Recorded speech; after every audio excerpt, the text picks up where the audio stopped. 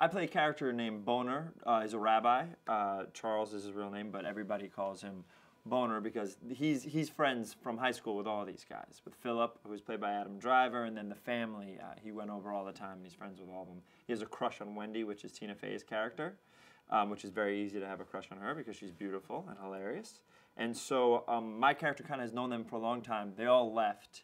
And when they come back, I have become this rabbi. I used to be a stoner and listen to metal and all that stuff. And then when they come back, I'm a rabbi, and I kind of think it's the coolest thing in the world. I think that I'm just like the coolest job. Like when someone says, "What do you do?" and they're like, "I don't know, I'm in computer sales." I'm like, "Oh, me? I'm a rabbi." You know what I mean? I think that's how the character embraces it.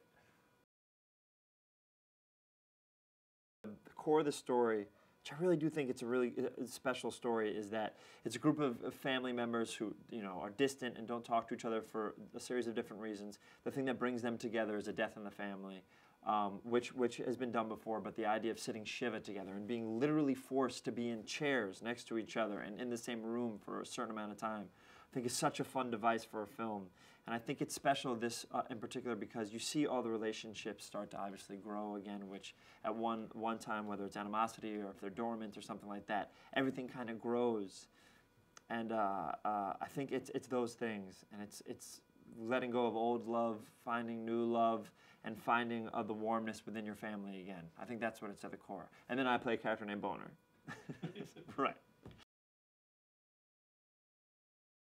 I think it's an important part because there's so much of Jonathan's voice in his book. Now, obviously, when you write something, your voice is going to be in there. But the feeling of his words and the feeling of how it's going through, I mean, it's so special to have him do it because he takes the format and he knows the characters so well that when he adapts it to the screenplay, it's exactly, there's nothing lost in between. You know, whatever notes are given, obviously, are given. But the idea that these voices that he created are going to still, you know, echo throughout this film.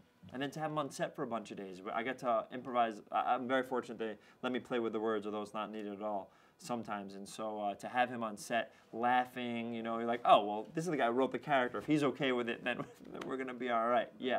But I do think it's really special. It's very, very cool. And also the fact that he has that skill set to go from novels to screenplays is a very difficult thing, and it's pretty amazing that he's able to do it.